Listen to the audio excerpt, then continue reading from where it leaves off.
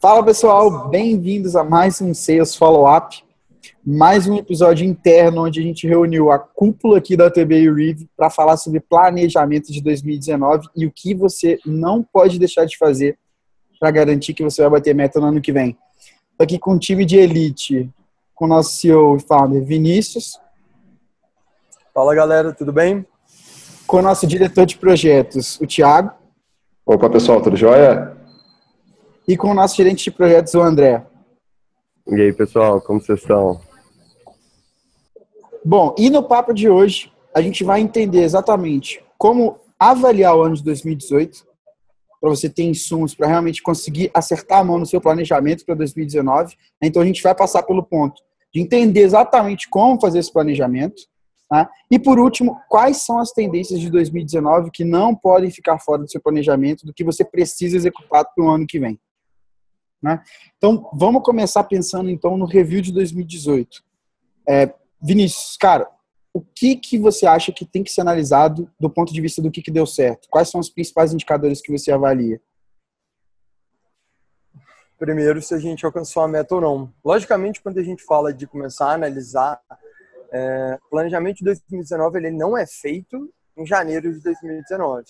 Você bate o martelo nele em janeiro de 2019, mas as melhores empresas elas começam a visualizar um planejamento no final do Q3 e início do Q4, ou seja, ali no finalzinho de setembro e início de outubro.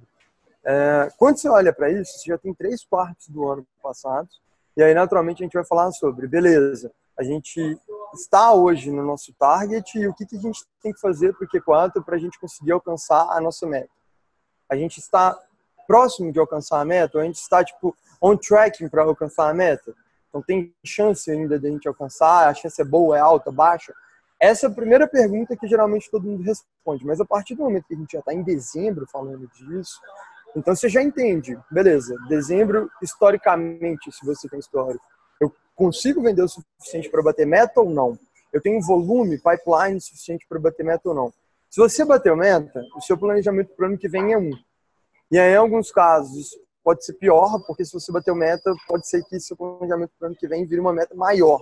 E aí é mais difícil de bater e você tem que entender exatamente onde acertar.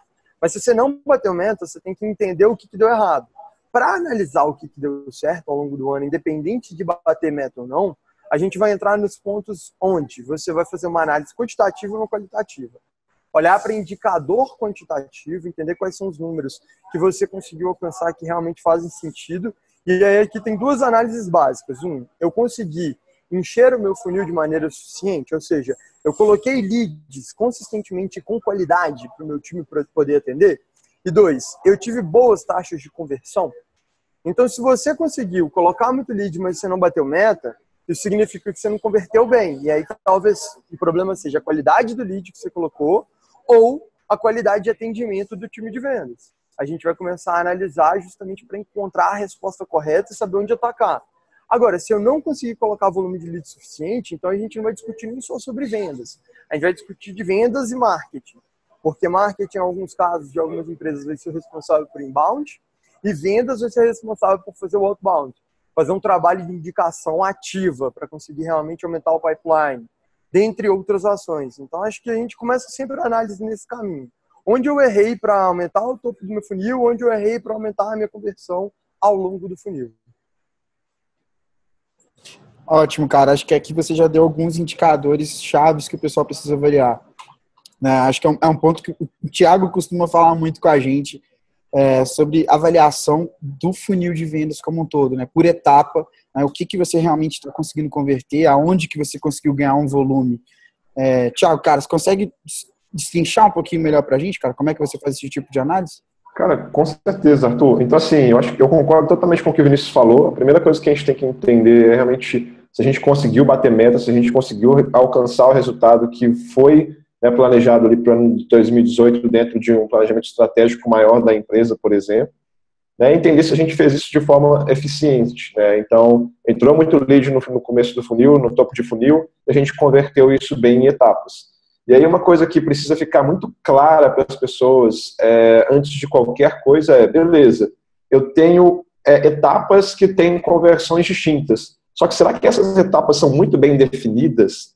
né, para eu conseguir mensurar cada uma muito bem, é muito natural a gente ver no mercado empresas que têm um funil, né, com 4 etapas, com 5 etapas, com 6 etapas, mas eu pergunto para uma pessoa o que é etapa X e para outra pessoa o que é essa mesma etapa X, e às vezes a gente tem 2 definições totalmente diferentes. E aí o gestor vai medir uma coisa e o time está falando que, olha, não aconteceu isso não, aconteceu foi esse outro ponto. Então acho que antes da gente entrar com profundidade nesses indicadores, o que precisa ter dentro de qualquer empresa é essa definição correta, essa visão certa e não ter uma visão míope dentro do time comercial como um todo. Então, acho que esse é um ponto que eu colocaria como primordial, né? A primeira coisa que a gente tem que fazer antes de olhar cada indicador, né, separadamente, cada conversão de funil. Tá? Então, tendo essa definição, né, qualquer funil comercial ele segue algumas etapas muito comuns, né, onde a gente tenta atrelar sempre a jornada de compras do meu lead, da minha oportunidade, com o que eu tenho de jornada de vendas. E eles geralmente passam por essa jornada de compra que é definida ali. Então, topo de funil, meio e base. Né? Então, a entrada, eu estou convertendo bons leads em oportunidades, eu estou realmente mandando propostas e conseguindo fazer essa conversão final. Para cada etapa dessa, a gente tem algumas atividades que entram como indicadores, né? Então, são atividades operacionais que me ajudam a gerar essas eficiências, essa conversão no meu funil, que eu posso entender isso como aqueles indicadores de performance. Né? Então, eu estou colocando X aqui na minha etapa A e eu estou convertendo Y na minha etapa B. Então, vamos pegar um exemplo prático aí de eu tenho uma entrada de leads na primeira etapa do meu funil e eu vou tentar conectar com esses leads. Como é que eu faço isso? Eu faço isso por e-mail, eu faço isso por ligação, por cold call, eu faço isso via social, por LinkedIn. Então, são meios que eu estou utilizando, são formas de operação, são APIs que eu preciso entender se estão eficientes ou não, se eu estou conseguindo realmente alcançar o meu objetivo com essas atividades no dia a dia. Será que meu número de ligação, né, eu estou ligando 10 vezes e estou convertendo 0? Será que eu estou realmente mandando 10 e-mails e não tem ninguém abrindo esses e-mails? Será que eu estou mandando 10 e-mails, será que tem alguém respondendo eles? A gente precisa primeiro entender, né, dentro das atividades operacionais que nós temos em cada etapa do funil, e isso varia muito de processo para processo, qual delas tem sido mais eficiente para a contribuição com o resultado que eu tenho ali no final, com o objetivo daquela etapa do funil, que é evoluir para a próxima, né, sendo o nosso KPI. Não sei se eu me fiz claro. Isso sim, cara. E um ponto que eu acho que é crucial, até falando de indicador nesse sentido mais operacional do OPI, é justamente que existe o indicador por atividade, que é muito controlável, e existe o indicador por sucesso. Então, é aquela lógica que a gente sempre fala de lead e de lag goals. O lead goal é aquela que você consegue no dia a dia fazer acontecer, e a lag goal é aquela que você consegue analisar lá no final e ver se você fez ou não. Então, por exemplo, eu tive 10% de conversão nesse fluxo, até o fluxo terminar, eu não consigo garantir que eu tive 10% de conversão. Mas se eu falo, olha, eu tenho que fazer tantos touch points com cada lead para garantir uma taxa de 10% de conversão, eu coloco uma lead goal e eu garanto que meu time consiga executar. Então, entender se o seu time também tem capacidade operacional para desenvolver o processo é crucial, porque muita empresa vira e fala assim com a gente, cara, mas fazer outbound ou até mesmo o meu volume de inbound hoje não é suficiente. Aí você vai olhar, tem 2 problemas. Um, outbound, eles querem trabalhar com um volume absurdamente alto e falar, não, a gente vai preocupar só com qualidade, a gente quer fazer conversão, mas pô, você prospecta todo mundo mandando e-mail automatizado, cara. Não é o caminho. Então, vamos encontrar outras maneiras. Ah, mas aí vira operacional. Sim, mas vamos fazer um teste. Se a gente conseguir equilibrar, aumenta um pouquinho o trabalho operacional aqui do time de vendas, mas aumenta também, proporcionalmente maior, a conversão, esse aumento, cara, maravilhoso. É melhor a gente gastar um tempo operacional do que a gente não gastar nenhum e converter muito. Perfeito. Mesma coisa em inbound. Ah, mas é porque o lead chega de inbound, ele está interessado, a gente já fala com ele. Se ele não responde rápido, eu dou lost. Se o teu volume não é alto, você tem que conseguir seguir esse cara até o portão do inferno. Ele vai correr de você, mas você vai chegar nele de um jeito ou de outro para garantir conexão. E aí depende de fazer mais set points, depende de um volume operacional muito maior, depende de um processo muito mais qualificado. E essas taxas de operacionalmente falando de atividades, taxas de atividades por dia, elas são taxas que têm que ser acompanhadas também, não só a taxa de conversão final, a taxa de sucesso final. Eu acho que esse é um ponto muito crucial quando a gente fala de planejamento, porque quase todo mundo que a gente conversa, mensurar, nessa etapa aqui a minha conversão é de tanto. Mas quantos touch points que eu tenho que fazer para converter em média um contato? Quantas são as interações necessárias? Em geral, quantos leads que caem tipo, no processo de follow-up?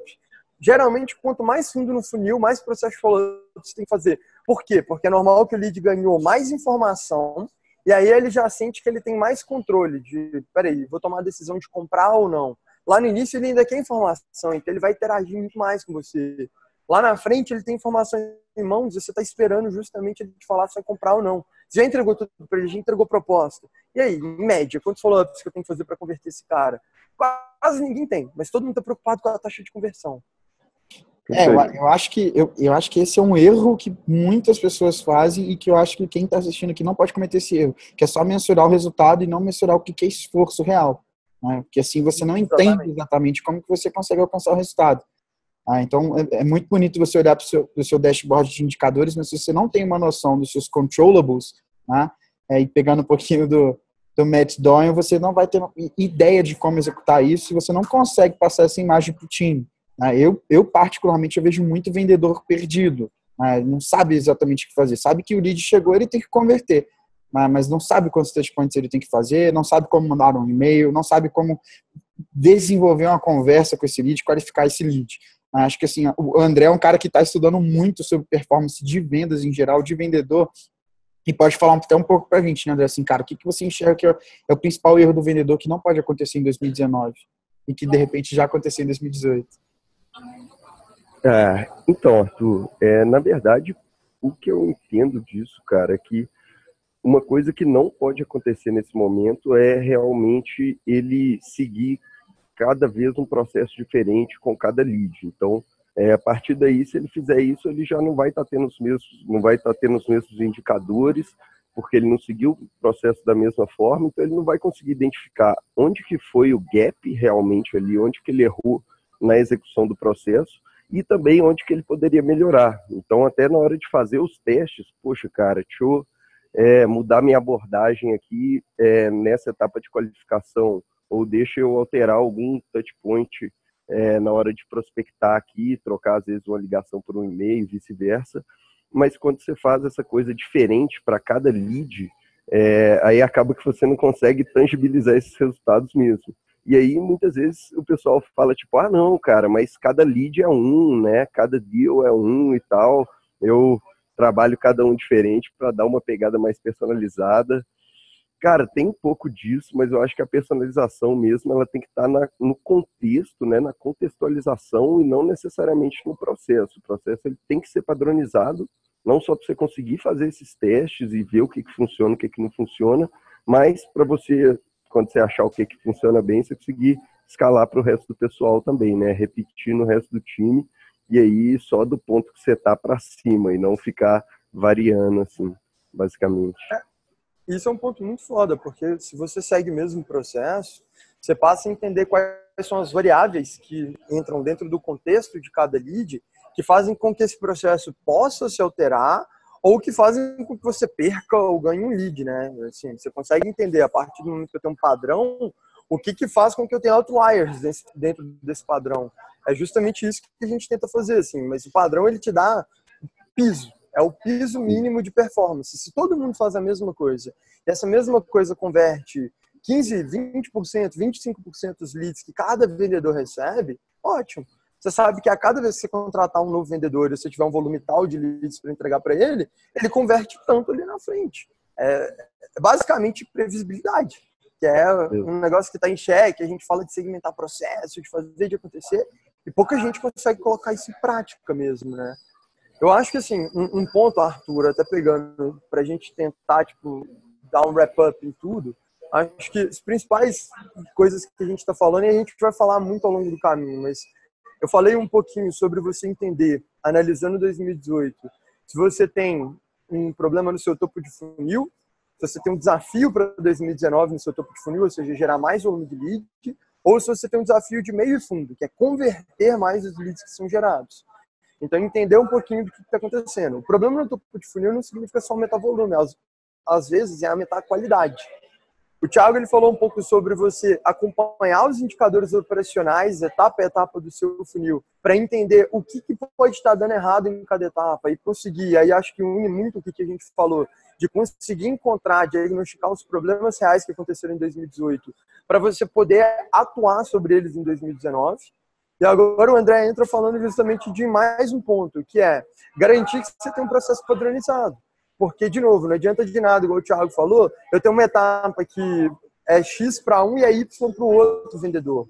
E aí, quando eu consigo uniformizar esse processo, entender que eu estou fazendo as mesmas coisas, consigo fazer uma análise do todo que representa a realidade. Então, eu sei que toda vez que um vendedor meu tira um lead da etapa de MQL e coloca na etapa de SQL, ele já tem um compromisso de problema, ele trabalhou pré-objeções e por aí vai.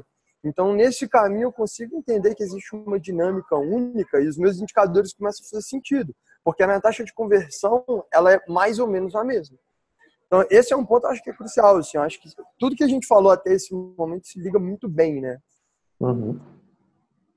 Exato, e eu acho que a gente já cabe até no próximo passo, que é tipo assim, entendi o que foi 2018, então qual que é o meu objetivo em 2019? Então não adianta nada você planejar se você não tiver um objetivo.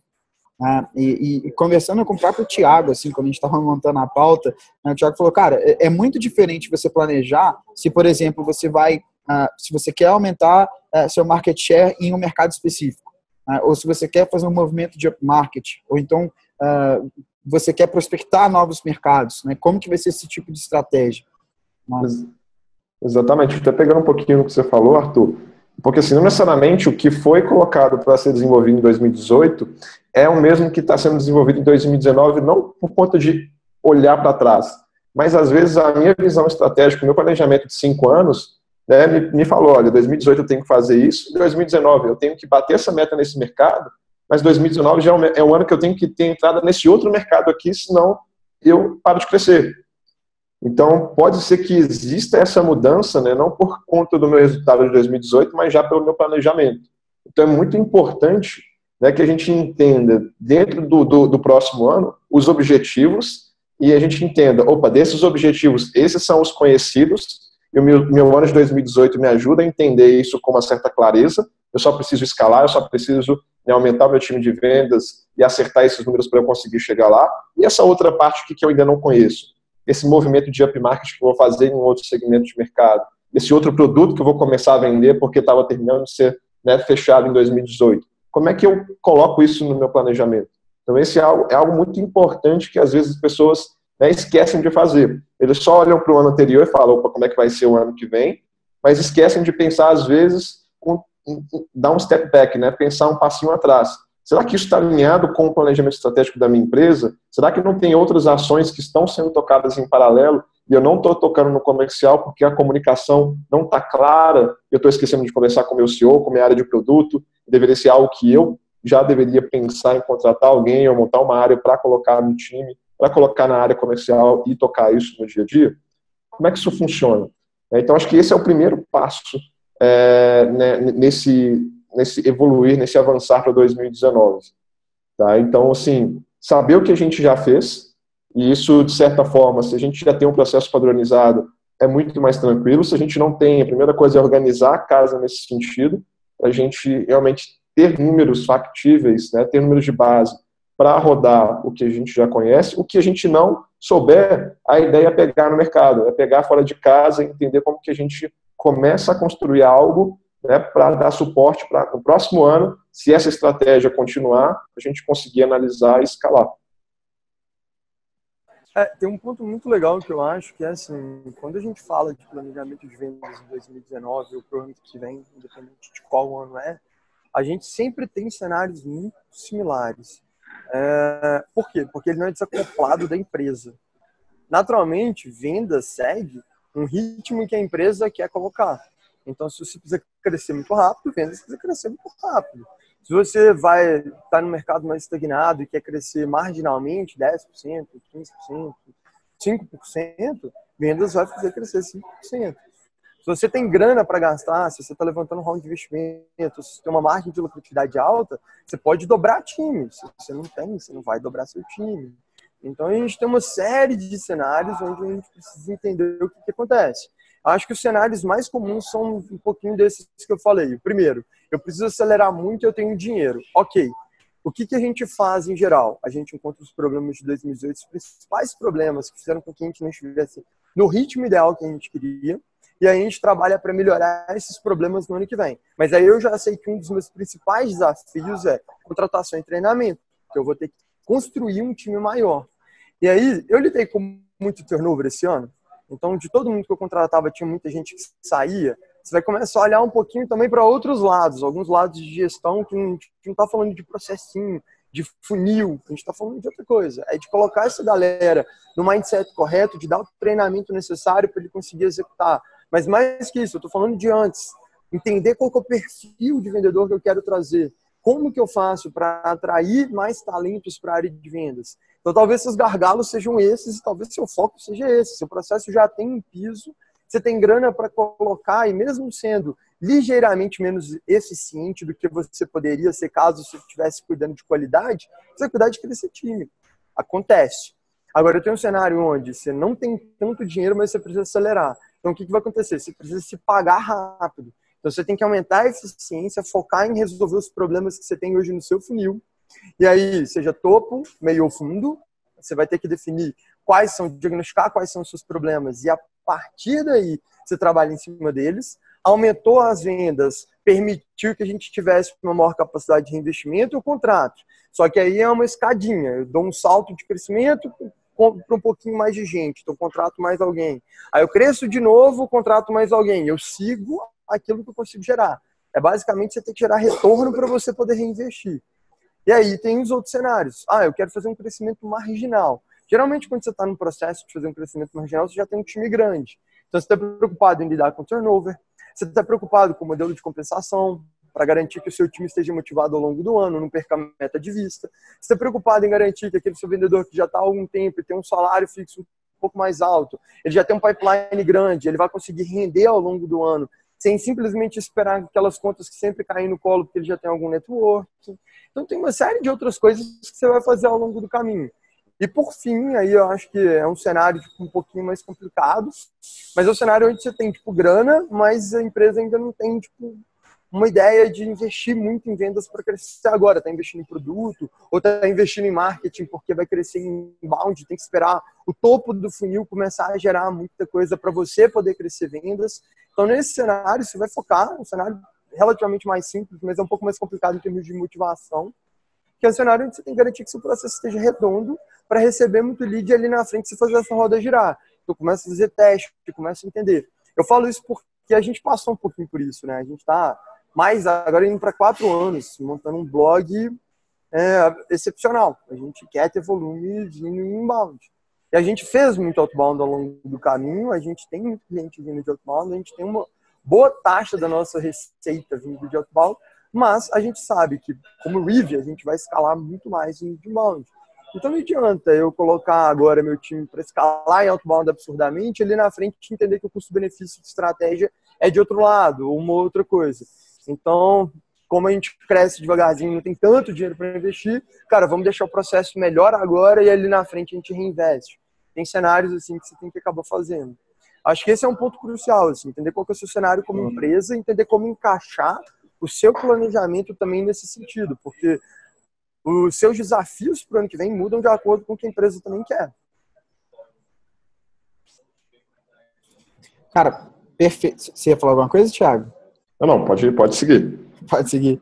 Cara, perfeito. Eu acho que esse é um ponto que acaba refletindo, eu acho que o ponto básico de um planejamento de vendas, que é, cara, como que você está organizando as pessoas e times que realmente vão estar na linha de frente.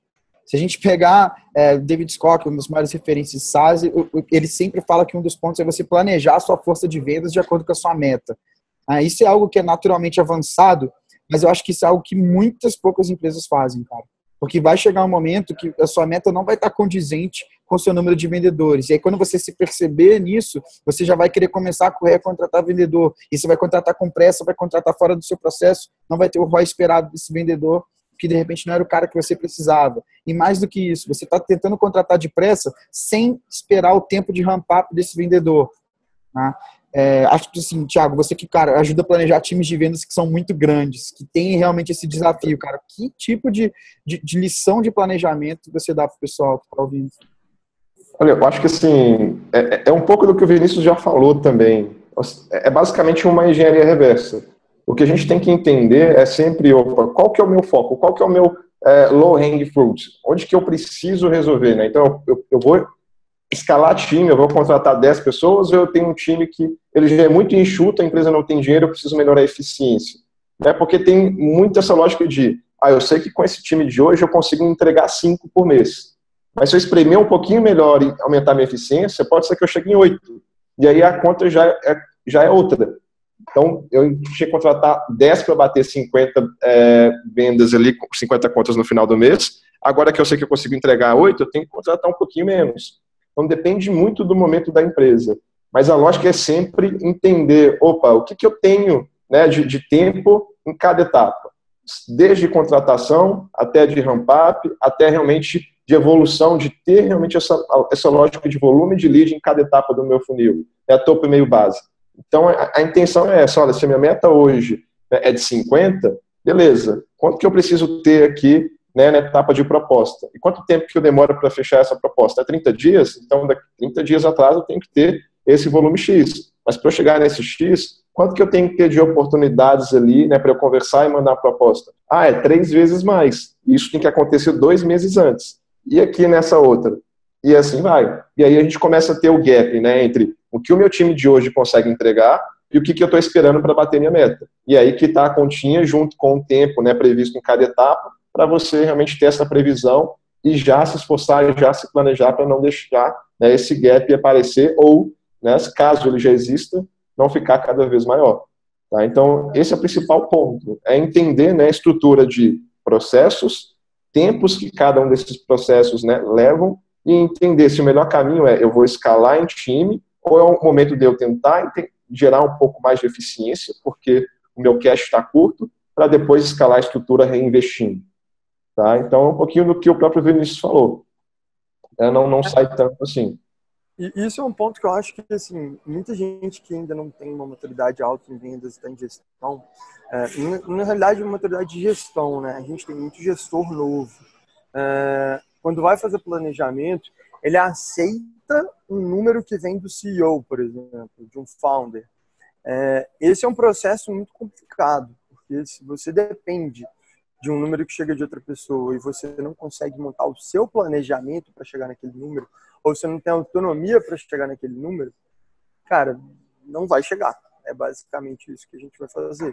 Então, assim, igual o Thiago falou, se você entende qual que é o rendimento por cabeça do seu vendedor, então, olha, eu entrego 35 leads qualificados por mês para todos os meus vendedores, para cada um dos meus vendedores, no caso, e ele consegue fechar R$100 mil em contrato para mim. Eu tenho hoje 5 vendedores no time, eu tenho budget, então se você não tem budget, a primeira coisa que você tem que fazer é brigar por isso, mas eu tenho budget, tipo, sei lá, de contratar mais 3 até o meio do ano, então eu posso contratar agora em janeiro, e aí o que vai acontecer? Se eu colocar 8, posso vender até R$800 mil, que é a meta, R$100 mil por cabeça, 8 vendedores. Aí você fala, beleza, se eu vender R$800 mil por mês, é o que a gente precisa para alcançar metade da meta lá no meio do mês? Se não, eu consigo liberar nesse semestre um valor extra para eu contratar gente o suficiente para no segundo semestre eu compensar o que eu não bati de meta? Então você tem que fazer esse cálculo. Lembrando que, dependendo de como você faz o seu cálculo de meta, pode ser mais ou menos complexo. Empresas que vendem, por exemplo, no modelo de negócio de recorrência, muita gente fala assim, olha, a gente quer fechar o ano com um MRR, como receita recorrente mensal, ou com um ARR, uma receita recorrente anual, de X, de Y. Então, eu quero fechar o ano com 10 milhões de ARR. Ok, isso significa que lá você tem que ter 10 milhões. Agora, se eu falo assim, eu quero fechar o ano com faturamento de 10 milhões, se você preocupa em vender um valor maior, talvez em setembro, outubro, e você não recebe esse valor direto, então o cliente não paga de uma vez, isso significa que nem tudo vai entrar no ano de 2019. Então, a venda que sai agora em janeiro, ela vale 12 vezes, porque ele te paga 12 meses, por exemplo. A venda que sai em fevereiro, ela te vale 11 meses.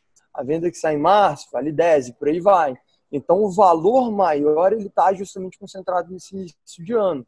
E aí, acho que a gente lá na frente vai falar um pouquinho mais, mas o principal erro de quem erra no planejamento de vendas é perder o primeiro trimestre. Acho que todo mundo perde, sempre tem aquela desculpinha de carnaval, o Brasil só começa depois do carnaval e todo o restante.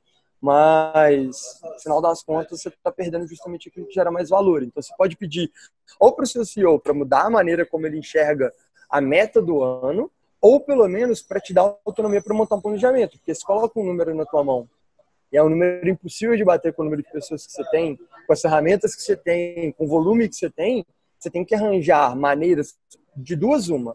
O bom gestor, ele arranja uma maneira de bater aquele número e cobra ter aquele orçamento, e aí se não é possível, ele consegue que todo mundo revise a meta de maneira clara, o planejamento de maneira clara, ou ele chora e fala que não consegue bater a meta. Geralmente, se você tem essa postura, seu gestor não vai curtir. Eu falo isso por experiência própria, já vi isso acontecer muito. Eu, particularmente, não gosto quando o gestor aqui do nosso time faz isso. Não acontece muito, graças a Deus. Mas quando a pessoa vira e fala, não tem o que fazer, não dá para bater. Então, beleza, o que a gente teria que fazer para a gente conseguir bater? Me mostra e a gente vê se a gente consegue fazer algo nesse sentido. Se não der, a gente readapta. É basicamente isso. Exatamente. Eu acho que assim, um ponto que o Vinícius colocou é muito importante, né? Então, a partir do momento que a gente tem histórico, esse gestor de vendas, ele tem que entender o que ele precisa de insumo para bater essa meta também. Não é nem só fazer o planejamento e falar, é X. Ele tem que defender esse X, né, frente ao CEO, frente a quem estiver ali, um CFO da vida, fazendo esse planejamento de budget. Então, ter essa visão clara e não guardar só para si, então eu fiz o planejamento aqui que pode acabar acontecendo, né? Eu preciso de mais 3 pessoas, só que eu não tenho budget em outro caminho, agora é aumentar a eficiência, só que não sabe o caminho, né? O esforço que isso o esforço que vai ser despendido ali, eu nem sei, né? Eu gastei 2 anos para conseguir mudar de 4 para 5, mas eu não sei se de 5 para 6 é viável, de 6 para 7 é viável, eu acredito que sim, mas não tenho certeza. Guardar isso para si também pode ser muito ruim, né? A lógica é, tenho fatos, tenho números, tenho o que eu conheço e vamos discutir até onde a gente consegue chegar. Acho que é importante mencionar que não existe fórmula mágica para o planejamento, né? Você precisa entender muito do seu cenário, mas eu acho que o grande ponto que o próprio Thiago e o Vinícius quiseram dizer é que, no final das contas, você precisa olhar para 3 grandes pontos, né? Assim, você precisa planejar o seu deal flow. Então, cara, quantos leads você vai precisar ao longo do ano? Como que você vai distribuir esses leads ao longo do ano? Que sazonalidade isso tem implicação? Você vai perder mais leads no carnaval? Seu mercado tem pouca aderência antes do carnaval? Cara, então a gente se planeja para isso. É exatamente o que o Vinícius falou. Ao mesmo tempo que você tem que olhar para o time que vai realmente dar conta desses leads, que acho que é o grande ponto que a gente quis focar agora, né? Cara, como contratar exatamente. Pô, imagina que você vai partir para fazer uma ação de mid-market e você quer começar a ter um vendedor field sales. Como que você vai contratar esse cara? Se é algo que você, de repente, não teve histórico. Então, isso é importante levar em conta no seu planejamento e você ter também um mínimo de flexibilidade para iterar esse planejamento. Acho que assim, a gente que vem de uma cultura de startup tem isso bem adaptável. Mas isso é também uma visão muito importante. E, naturalmente, caindo sobre como que você vai gerir performance. Que tipo de treinamento que você vai dar ao longo do ano para o seu vendedor. Entrando um pouquinho mais no ponto de deal flow, Vinícius e Thiago, assim, que já geriram times de vendas, eu queria entender de vocês, assim, cara, como exatamente vocês fazem? Você olha para o ano que passou, quantos leads vocês geraram, agora a gente quer gerar 15% a mais. Existe algum método específico para fazer isso? Tá, beleza. Então, assim, não existe um método específico. Eu acho que a gente tem vários caminhos, depende muito do cenário. Mas em todos eles a gente acaba fazendo o que eu já comentei antes de engenharia reversa. Então, a gente tem algumas hipóteses que acabam entrando em qualquer processo. Então, eu tenho um topo de funil e a minha hipótese pode ser, né, eu tenho uma conversão baixa, mas isso pode estar atrelado ao discurso do meu vendedor ou à qualidade do lead.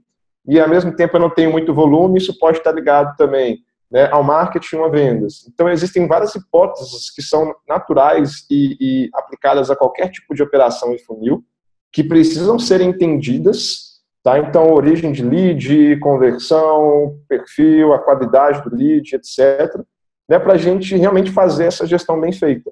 Saber como a gente mensura isso, né? Quais são os indicadores chaves que vão me ajudar a entender cada um desses pontos, entender o que tem sido mais ou menos eficiente, definir foco, né? Obviamente, assim, muito se fala, e eu concordo com isso, que é importante a gente ter uma carteira variada, né? Não colocar todos os ovos numa cesta só, mas trabalhar com out, in, com canais e assim por diante, desde que a gente tenha insumo para isso.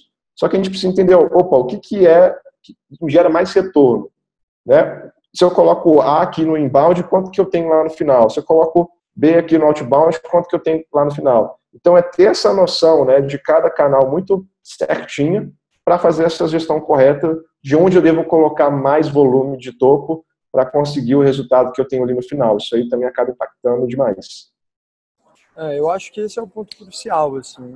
Saber se você vai focar em alguma coisa, se vai fazer um pouco de cada, é a primeira resposta que você tem que ter. De acordo com o seu modelo de geração de volume do topo do funil, o cálculo do deal flow ele muda completamente. Assim. Por exemplo, se você depende de inbound, vem de um alinhamento do marketing. Qual que é a meta do marketing de geração de leads? Você é dependente disso, cara. Assim, se o marketing não bate meta, você não bate meta. É basicamente como acontece. Se o marketing fica muito longe da meta, você realmente não bate meta. E aí você tem que compensar. Como que eu crio gordura para, caso o marketing, um mês ou outro, fique um pouco short, eu tenho aqui uma gordurinha que vem de um outbound que meu próprio time faz, etc. Isso é um ponto legal. Eu e o André, a gente estava conversando disso essa semana agora, semana passada, sobre maneiras de diversificar, como que você coloca lead dentro do seu pipeline, como que seu time de SDR trabalha, justamente pensando nisso. Assim. Agora, um dos pontos que eu enxergo como principais para fazer o cálculo de deal flow, assim, falando só para terminar, outbound, se eu tiver tipo, uma métrica básica, a métrica que eu tenho que ter é para cada SDR, quantos leads qualificados eu consigo entregar. É só isso que eu preciso ter. Então, o deal flow é calculado desse jeito. Tipo, se eu consigo colocar volume, eu sei que ele na frente eu converto esse volume. Então, o trabalho do gestor é encontrar essa métrica, fazer o planejamento de headcount. Quantas pessoas que eu tenho que contratar para aumentar o volume em X, Y, Z% para bater minha meta. É mais ou menos assim que a gente faz. Lógico que um dos pontos claros aqui é tempo de ramp-up, tempo de treinamento. Então, você gasta aí um mês para contratar alguém, essa pessoa demora um mês e meio, 2 meses, 3 meses para começar a performar aquilo que todo o restante do time performa em média. Se você não leva isso em consideração, você naturalmente vai contratar, colocar o cara para rodar, tentar espremer ele ao máximo, e aí em alguns casos aumenta o turnover, em outros casos você não bate meta, e aí aumenta o estresse com todo o time, todo o restante. A empresa tipo, vai te cobrar, então tipo, você está colocando uma meta perante toda a companhia, e aí todo mundo está olhando para aquela meta e vendo que vocês não estão batendo por falta de planejamento assertivo, assim, é um erro claro. Mas eu acho que assim, André, você quer contar um pouquinho de como tem sido essas nossas conversas, em termos de entender quais são os melhores perfis de leads para trabalhar? Eu acho que esse é um ponto legal. Então, Vinícius, na verdade eu até senti um pouco na pele aí de como é que é difícil a gente realmente fazer esse cálculo e entender, cara, quanto tempo que esse SDR vai ter que investir em cada tipo diferente de lead, que aí também a gente trabalhando leads de inbound, de phishing, esse tipo de coisa, eles vão acabar tendo um tratamento diferente, né? A gente vai ter que ter um nível de personalização diferente nessa conversa, algumas vezes até a jornada de compra desse lead vai ser diferente. Então, cara, o que a gente trouxe mesmo assim para começar a fazer esse cálculo estava mais em mapear exatamente qual que é o processo ideal, né, desse lead seguir na mão do SDR, e aí entender, com base nessas atividades, qual que vai ser o nível de personalização que esse SDR vai ter que ter, qual que é o nível ideal de tempo para ele investir, né, nessa atividade, que aí dependendo de como for, cara, às vezes eu colocando 2, 3 minutos a mais ali para fazer uma pesquisa a mais, trazer alguma informação de mais valor, assim, é uma coisa que vai trazer um nível de valor muito maior, então é uma coisa que vale a pena, e da mesma forma, às vezes a gente fica investindo tempo lá em certos tipos de coisa que não vão ser relevantes para o processo. Então, é identificar o que realmente é relevante ali, vale a pena investir tempo, e o que demanda tempo demais, mas não entrega tanto valor para a gente. E aí, com base nisso, você entender qual que vai ser o fluxo de cada tipo de lead, né, cara? Quando, por exemplo, igual você mencionou do marketing, às vezes pode ter uma época que chegam poucos leads aí de inbound e tudo mais. Cara, então você já tem que ter mais ou menos um plano ali preparado. Cara, na época que eu tiver que fazer um outbound maior, como que a gente vai rodar esse processo? Onde que a gente vai procurar esse pessoal? Então também é interessante porque 12 meses é meio que muita coisa, né? É difícil da gente prever até o final. Então é legal não só você ter o seu planejamento, mas você ter meio que essas rotas de saída aí, cara. Se o mercado começar a se comportar dessa forma, ou se meu processo começar a ter um gargalo aqui em tal etapa, o que eu vou ter de plano B aqui para substituir e ver se melhora, ou ver se eu consigo otimizar isso.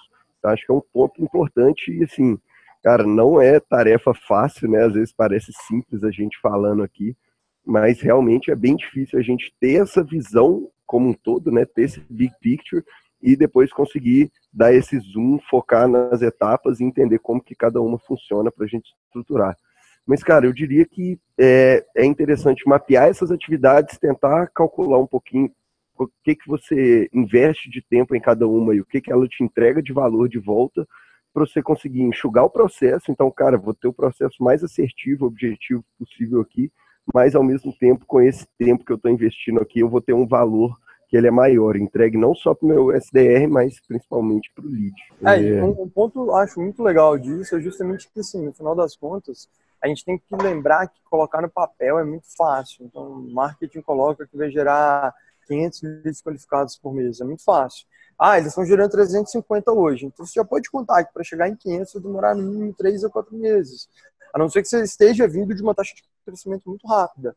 Mas se ainda não conseguiu fazer, você tem que contar que talvez não consiga fazer. E, por exemplo, a gente quer gerar em 500 em média ao longo do ano. A gente está começando em 350, até março a gente bateu 500, depois de março a gente bate mais do que 500 e a média vira 500. Beleza. Como que você começa a pensar em trabalhar com 500 leads em média qualificados por mês? Eu preciso de mais um closer, então vou contratar agora porque em março eu já tenho esse volume. E o que vai gerar? Será que perde eficiência, a qualidade cai? Esse é um ponto muito grande, assim, quando você começa a escalar time, geralmente a eficiência diminui. Porque o que acontece? Quando você tem 3 vendedores, 5 vendedores, e você está distribuindo lead qualificado para esse time, geralmente você distribui o lead mais qualificado possível. Eu estou distribuindo os melhores leads. Por quê? Porque eu quero que eles convertam mais, eu quero aproveitar mais o retorno, que é isso que o André está falando. Eu entendo que ao atender esse tipo de lead aqui, eu consigo ter uma taxa de conversão maior do que se atendesse todos. Então, eu vendo mais no final do mês, porque eu tenho mais qualidade no atendimento e recebendo um lead melhor, com, no final das contas, mais tempo para o vendedor. É isso.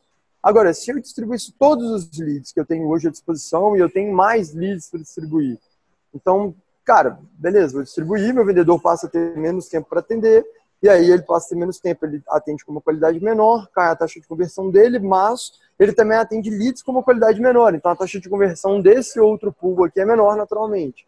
Aí você fala, pô, cara, dobrei o número de leads que eu estou entregando e não estou convertendo o dobro. Normal. Aí você fala, então beleza, vou fazer o seguinte, já que meu vendedor precisa de tempo, eu vou contratar o dobro de pessoas, vou entregar o dobro de leads. Aí essas pessoas tomam conta dessa outra metade que está indo. Aí você fala, beleza, vamos fazer isso. Só que aí você esquece que a primeira metade que você estava entregando é a metade mais qualificada. Agora você está pegando uma menos qualificada. Aí os novos vendedores começam a pegar leads piores, eles rendem menos, ou você começa a distribuir para todo mundo lead pior, aí todo mundo cai na média performance, você fala, não, erramos. Você não errou. Taxa de eficiência de vendas cai quando a qualidade de leads cai. E volume e qualidade são coisas quase que inversamente proporcionais. É muito difícil você manter alto o volume ou crescer absurdamente o volume de leads e manter a mesma taxa de qualidade.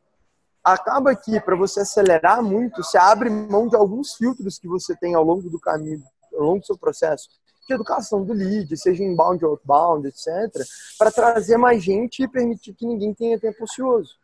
Então, o que a gente acaba fazendo para a gente trabalhar com isso aqui do nosso lado?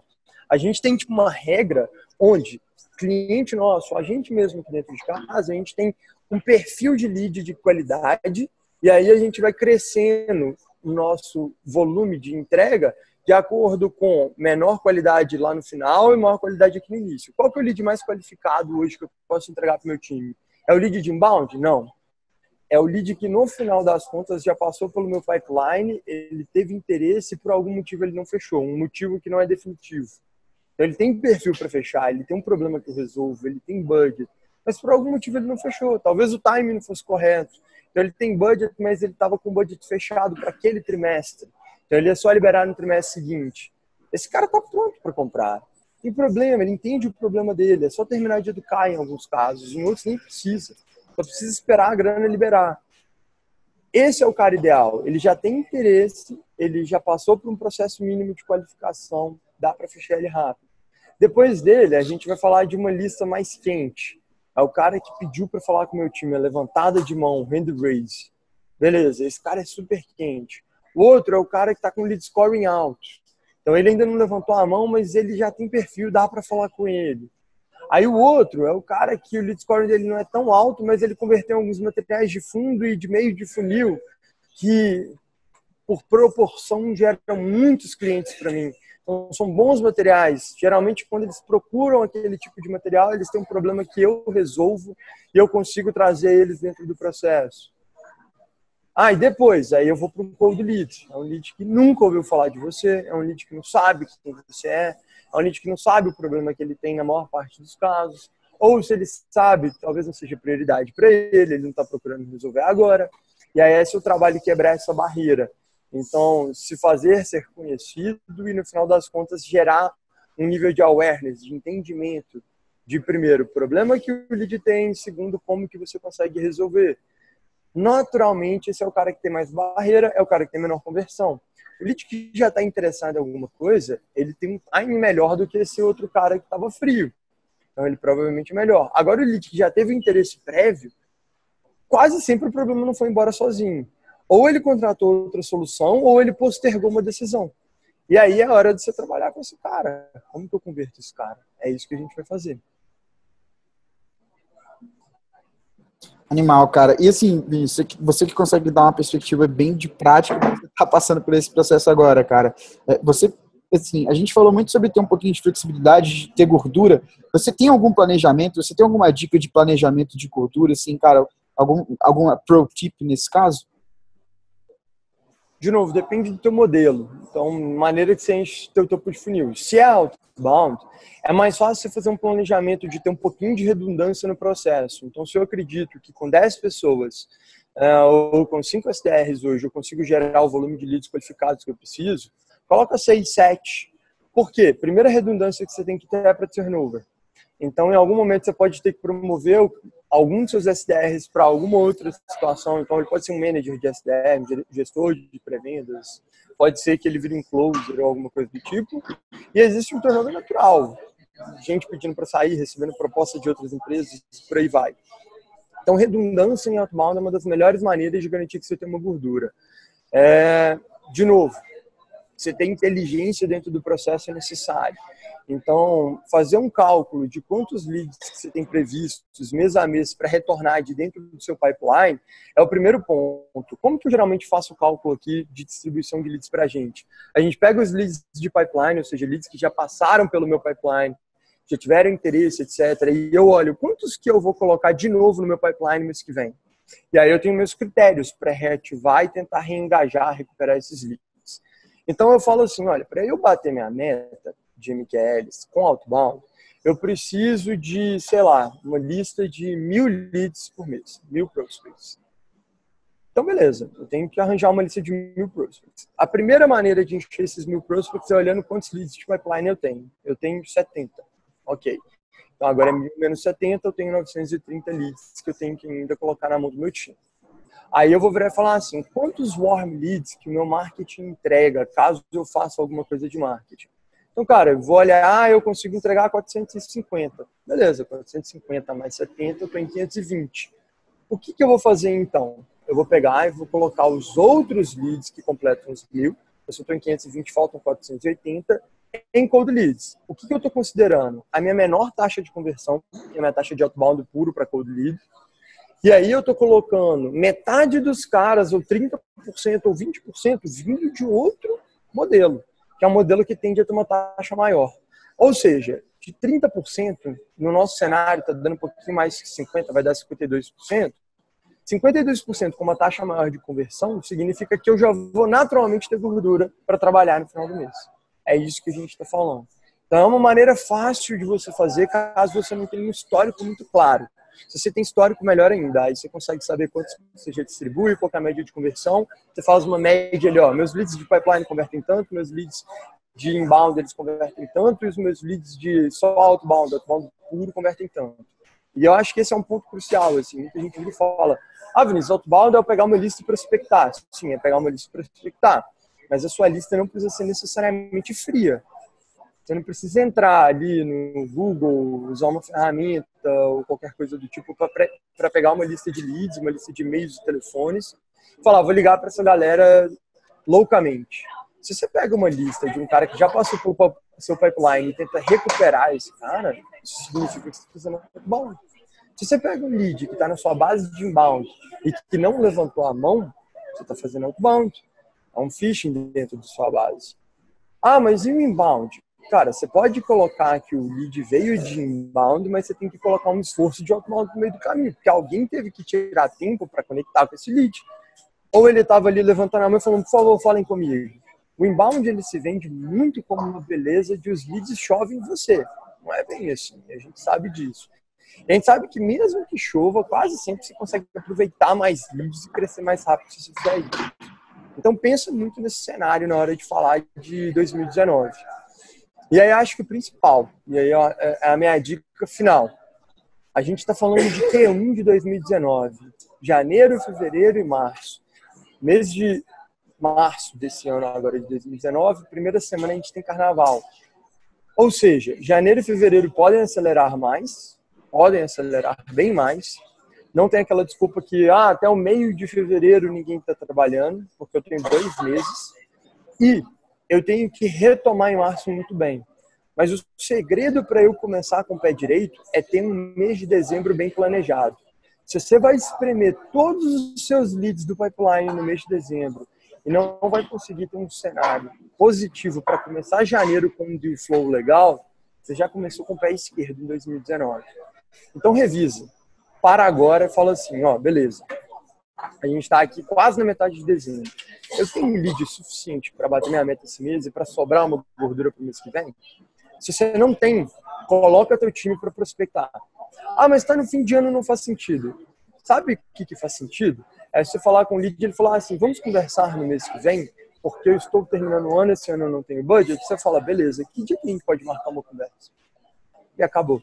Você já tem pipeline para o ano que vem, porque você vai ter um cara que já marcou uma conversa contigo. Está lá na agenda dele, está na sua agenda. É isso que você vai ter que fazer. E o seu vendedor vai ter que se preocupar com isso, senão ele também perde um trimestre.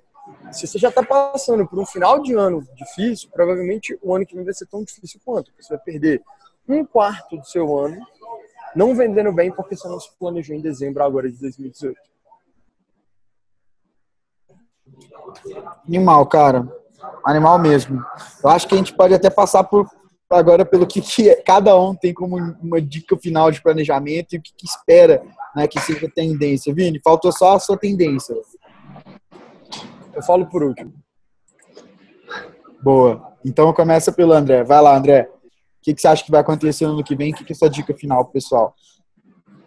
Bacana, gente. Então, na verdade, de tendência de vendas, eu acredito que o que vai vir com mais força aí vai ser uma venda puxada mais para a parte emocional, né? Meio que um emotional selling. A gente tinha muito essa pegada do B2B de ser mais racional e tudo mais, que é um processo de vendas racional mesmo, isso é inegável, mas acho que essa parte emocional de criar uma conexão real com esse lead, realmente estar tendo uma conversa e não fazendo uma venda ali com ele, eu acho que isso vai ser um dos principais quesitos de diferenciação na questão de conversão e de realmente engajamento desse lead aí para o ano que vem. E, cara, na parte de planejamento, na verdade, eu acho que o grande desafio já começa em ter que olhar para 2018 e realmente conseguir ver o que deu certo e o que deu errado, e principalmente o porquê.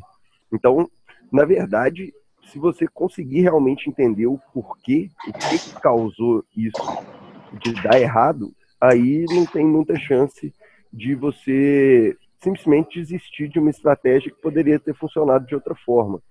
Então, também entender onde que você errou ajuda a identificar se, cara, eu consigo fazer isso de uma outra forma, eu consigo fazer isso acontecer, eu consigo fazer isso dar certo, ou realmente isso é uma coisa que não funciona para mim. Então, você ter esse benchmark de 2018 para entrar em 2019 já com esse planejamento novo, eu acho que é uma coisa que ajuda muito e que é difícil de você conseguir fazer ela bem feita. Então, acho que é uma coisa que o pessoal tem que prestar muita atenção também. Exato. Eu acho que eu vou pegar aqui já o gancho, acho que do meu lado é um pouco parecido com o que o André falou. Eu li em alguma revista esses dias que, não sei se é no mundo ou se é só aqui no Brasil, que são lançados mais de 20 mil produtos todo mês. Então, assim, é coisa pra caramba. E a partir, assim, ao mesmo tempo que o comprador, né, ele começa a ter cada vez mais informação, mais poder para escolher, ao mesmo tempo fica mais difícil escolher. Então, assim, é muita informação no mercado, é muita coisa que você tem para, né, saber, putz, eu vou pro A, pro B, pro C, pro D, parece tudo tão igual, né? E aí, no final do dia, a gente acaba indo para aquele que a gente tem mais empatia, né? Que a gente acha que, putz, eu sou parecido com aquela marca, eu sou parecido com aquela empresa, eles têm os mesmos valores que eu tenho, eles compartilham com o que eu gosto. Eu acho que essa é uma tendência que já é de hoje, e a lógica é que isso se torne cada vez mais forte, né? Então, comunidades, pessoas compartilhando, falando de, opa, eu gosto dessa marca, eu gosto desse pensamento, eu gosto do que esse pessoal faz, né? Isso muito forte em vendas, né? Então, como que a gente faz essa lógica de não é mais um produto, mas é sim a empresa, a minha marca, o meu modelo, realmente a minha missão, que se conecta com o que a pessoa quer para ela, né? E com os valores que ela realmente compartilha comigo. Acho que essa é uma tendência muito forte no como a gente porta, no como que a gente lida, né, assim, como que a gente se porta numa conversa de vendas, né? E em processo está um pouco ligado a isso também. A partir do momento que a gente tem, né, essa quantidade absurda de produtos sendo lançados, eu acho que todas as empresas vão ter que apertar cada vez mais as margens, né? Então, assim, eu preciso melhorar, eu preciso conseguir eficiência. Então, porque senão é mais dinheiro que eu tenho para investir, é mais poder que eu vou ter para me colocar frente ao mercado, para bater de frente com concorrentes, ou para tentar, né, ser um pouco mais lixado, que é uma coisa que tem se tornado cada vez mais difícil.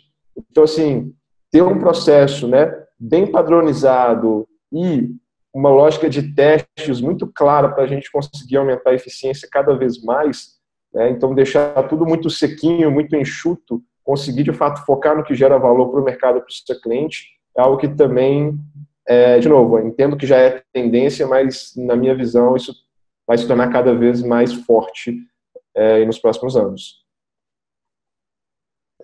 É como se fosse o AB8, né? Always Be Helping, de mindset de vendas, e o ABT, Always Be Testing, aí na parte de processo. É muito bacana mesmo. Muito bom. Eu vou bem parecido. Eu acho que mindset e módulo de compra vai ser cada vez mais aguçado, né? Então as pessoas têm mais acesso à informação, elas estão procurando por mais soluções, elas estão entendendo cada vez mais sobre os seus problemas, elas querem comprar soluções. Eu acho que o próprio Brasil vai estar num formato econômico mais propenso às pessoas comprarem mais, investirem mais. E eu acho que número um, o vendedor tem que ter, naturalmente, ser mais consultivo, tem que conseguir conectar mais, né? Porque o comprador vai ter cada vez mais opções de compra, né? Então, você junta o fato de que o Thiago comentou que vários produtos surgem todo dia, e o fato que o André comentou que as pessoas têm cada vez mais acesso à informação, procuram sobre mais informação, o vendedor precisa conectar e ser realmente efetivo. Então, acho que uma tendência vai ser, cara, você precisa ter treinamento contínuo para seus vendedores durante todo o ano. Treinamento não é uma vez só, é algo contínuo. E segundo ponto, cara, os vendedores têm que ser cada vez mais velozes, tem que conseguir capturar o mindset módulos de compra e não deixar aquele escapar. Tem que planejar melhor o seu processo, tem que fazer mais follow-up, tem que conectar com leads inbound de maneira mais eficaz, mais rápida. Eu acho que essa é a minha tendência. Eu acho que de planejamento, eu acho que os times de vendas deveriam dar mais valor para o time de marketing. puxando sardinha pro próprio time, coisa feia. Mas, cara, eu acho que, assim, para mim, a principal tendência para 2019, eu acho que muito do que vocês estão falando eu concordo, mas eu não vejo o Brasil ainda chegando nessa mesma vertente. Eu acho que o nível de diferenciação que a gente tem no Brasil, ele ainda é muito justificável por um processo bem rodado. Eu vejo nos Estados Unidos, Europa, em alguns pontos assim de grande performance, todo mundo falando de sales enablement mais. Então, o discurso racional, ele já é muito bem entregue para o time como processo.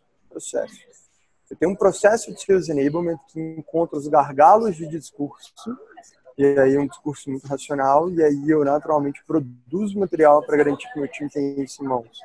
Eu não vejo isso acontecendo tanto no Brasil ainda. Eu acho que o principal diferencial que a gente vai ter aqui em 2019 é, em primeiro lugar, entender melhor qual que é a minha origem.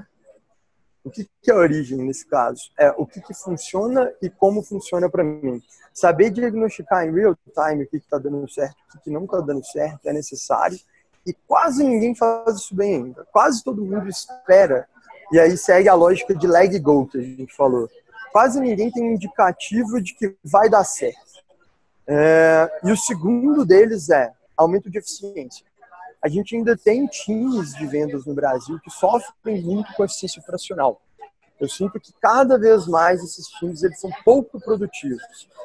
Em parte, é falha de desenho de processo, que não coloca para eles o step by step, o passo a passo correto, e aí o vendedor ele gasta mais tempo fazendo coisas que ele não precisa, em vários casos, abrindo margem de dúvida para o lead não fechar agora, então criar objeção. Mas, em especial, eu acho que a gente está ainda um passo atrás do que a gente tem visto no mundo sobre saber exatamente o que fazer e quando fazer.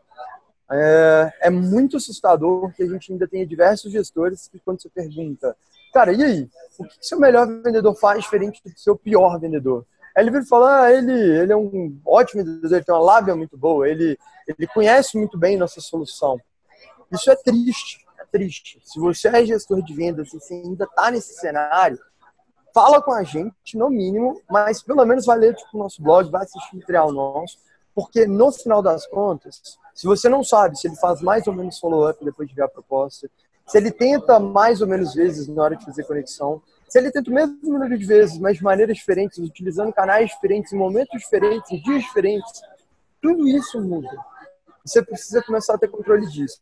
E mais do que isso, assim, tem um negócio muito legal, a gente faz algumas coisas aqui do nosso lado, mas, por exemplo, a gente fala muito quando a gente fala de Customer Success, sucesso do cliente, sobre churn preditivo. Então, eu olho e eu consigo entender quando que um cliente pode querer sair, pode querer pedir para cancelar o uso da minha ferramenta. Várias e várias empresas ficam atrás desse santo graal. Em vendas, a gente também tem um santo graal nesse sentido, que é quando eu deveria ligar, quando eu deveria mandar um e-mail para um lead. E quase ninguém sabe disso. A gente está começando a ter respostas agora e acho que no Brasil a tendência é todo mundo começar a procurar uma maneira de ter respostas mais consistentes para esse tipo de pergunta. Acho que a gente vai terminar o ano com times mais eficientes, eu acho, mas eu acredito de verdade que a gente vai terminar o ano mais educados para que ano que vem todo mundo já tenha um processo de sales enablement muito melhor. Por quê? Porque a gente vai conseguir identificar gargalo melhor. Por quê? Porque a gente tem um time que é mais produtivo e que, por ter maior produtividade, consegue me dar mais feedback, um feedback mais assertivo do que acontece e do que não acontece. E aí, de novo, a gente começou lá no início falando assim, cara, a gente ainda tem um problema muito grande, porque cada etapa do funil representa uma coisa, cada vendedor faz de um jeito diferente. Se você não entende o que seu vendedor faz, quanto seu lado ele faz, como ele faz, etc., você não sabe se o processo é uniforme ou não. Você acredita que o seu processo é uniforme ou não. E se você não tem ainda maneiras de conquistar isso, você vai acabar caindo no mesmo problema que a gente falou que muita gente teve em 2018. Se a gente não resolve isso, não adianta dar um salto. A gente tem que resolver isso primeiro para a gente realmente chegar ali na frente e falar, beleza, hora da gente fazer um emotional selling fudido, porque vai funcionar. Senão, é 2 vendedores de um time de 10 que vão alcançar um estado legal de emotional selling e você não sabe replicar para ninguém mais, que é impossível fazer sem ter esse controle. Para mim é isso. Genial. Curti bem. Eu acho que a gente conseguiu dar. Eu acho que é legal, assim, que a gente conseguiu dar visões muito, muito diferentes, né, cara? Eu vim com uma pegada mais de marketing, o Vini mais mad scientist de vendas, Thiago mais processual, o André mais emocional, do vendedor. Pô, animal, galera. Valeu demais. Valeu, pessoal. Valeu aí, Acho galera. que Valeu, gente. todo mundo pode se despedir já. Se você está com dúvida no seu planejamento, fala com a gente que a gente consegue te ajudar. E pode contar com conteúdo animal do time Reeve para 2019. Pessoal, um bom fim de ano e até a próxima.